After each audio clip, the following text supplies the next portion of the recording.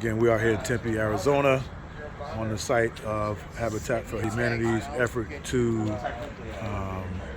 be on the front end of this technology, and it is the merging of technology and construction. It'll undoubtedly change the way construction is being done. Very inexpensive, or at least less expensive than your traditional build in a short amount of time.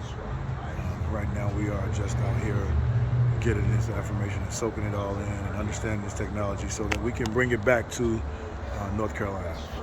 But I'm going to walk around a little bit and show you guys where we are now, and then I'll attach to this the finished product of what it's going to look like. But it is beautiful. Right next door is a traditional build for Habitat for Humanity. They've acquired this lot that has 4 structures in it. That's Mr. Clarence, who is responsible for building this particular structure. My team, TNT Development, 3D Construction, we out here, y'all.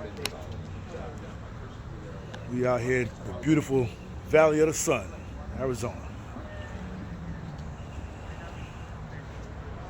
Yeah, this is what we do. This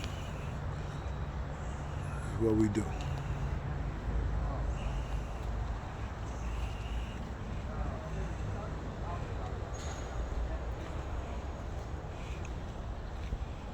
Who wouldn't want to live in a storm, hurricane, flood-proof structure for a fraction of the cost? I know I would, and I am. Yes, sir.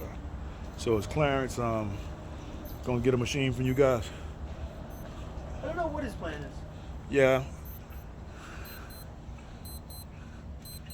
Now let me ask you.